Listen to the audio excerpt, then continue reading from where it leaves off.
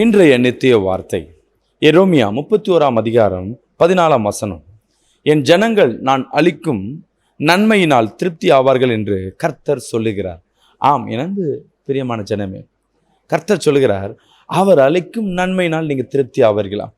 இந்த நாள் கர்த்தர் உங்களை திருப்தியாக்கி வழி நடத்த போகிறார். எப்படி இஸ்ரவேல் ஜனங்களை திருப்தியாக்கி நடத்தினாரோ அதை காட்டிலும் அவர் ஜனங்கள் மலை பிரசங்கத்தில் 5000 பேர்களை அவர்கள் என்ன பண்ணார், போஷிக்க கர்த்தர் கிருபை கொடுத்தார்.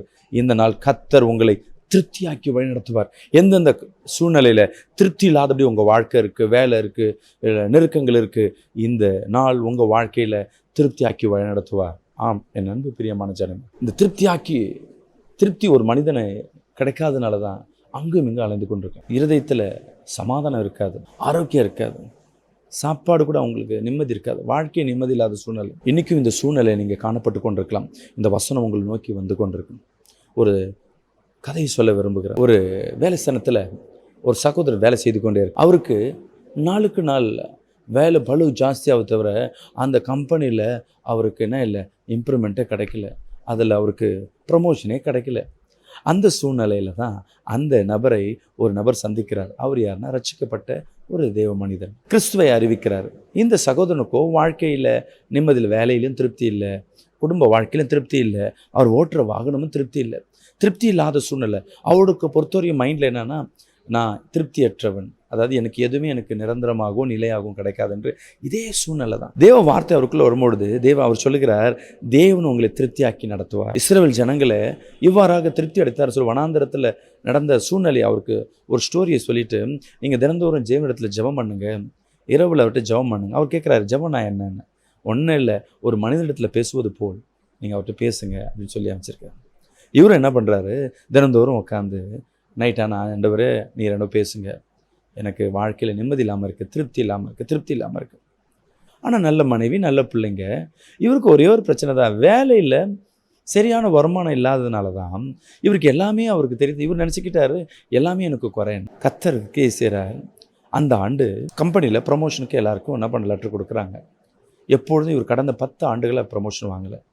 எல்லாரும் லெட்டரை பிரித்து பார்த்துட்டு, இந்த ஆண்டு எனக்கும் ஃபெயிலியர், எனக்கு எதுவும் கொடுக்கல. நம்ம இந்த நபர் என்ன பண்ணல, இந்த லெட்டரை பிரித்து பார்க்கல.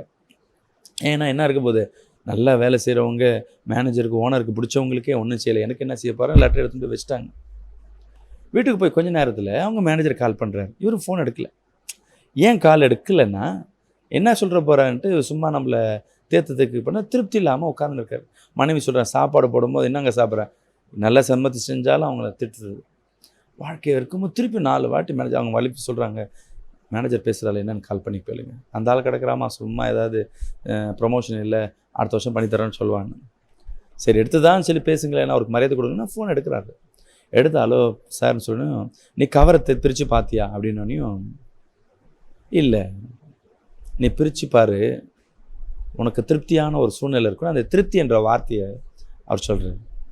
இவருக்கு அந்த வார்த்தையை கேட்ட உடனே பேசுவது அந்த தேவ மனிதன் போலவே இருந்தது. ஒரு சமயம் இயேசு பேசுகிறாருன்ட்டு உடனே இந்த கவரை பிரித்து பார்த்தா, அந்த ஆண்டு ப்ரமோஷனும் ஐக்கியம் கொடுத்து அவரை கர்த்தர் மறுத்திருக்காங்க. உடனே சந்தோஷம், அந்த சந்தோஷம் அவர் சொல்லுமில்ல, குதிக்கிறார், எந்திரிச்சு நிற்கிறார், ஓடுறார். அவங்க வீட்டில் அன்றைக்கி சாம்பார் சோறு தான். அந்த சாப்பாடை விரும்பி என்ன பண்ணுறாரு, அவர் சாப்பிட ஆரம்பிக்கிறார். ஆம், என் அன்பு பிரியமான ஜனமே, கர்த்தர் இன்னைக்கு உன்னோடு பேசிக்கிட்டு இருக்கிறார். கர்த்தர் உன் பட்சத்தில் இருக்கிறார். என் அன்பு சகோதரி, நீங்கள் துக்கப்படாதீங்க, கவலைப்படாதீங்க. இன்றைக்கும் கர்த்தர் அவரை எப்படி உயர்த்தினாரோ உங்களை திருப்தியாக்கி வழி நடத்துவார். விசுவாசிக்கலாமேன்னு சொல்லுங்களேன். எல்லா பாரத்தை விட்டுடுங்க, எல்லா கவலை விட்டுடுங்க. கர்த்தருடைய பிளஸ்ஸிங் உன்னோடு இருக்குது. நீங்கள் கவலைப்பட வேணாம். இயேசுன்ற நாமத்தை அறிந்திருந்ததுனால கர்த்தர் உங்களை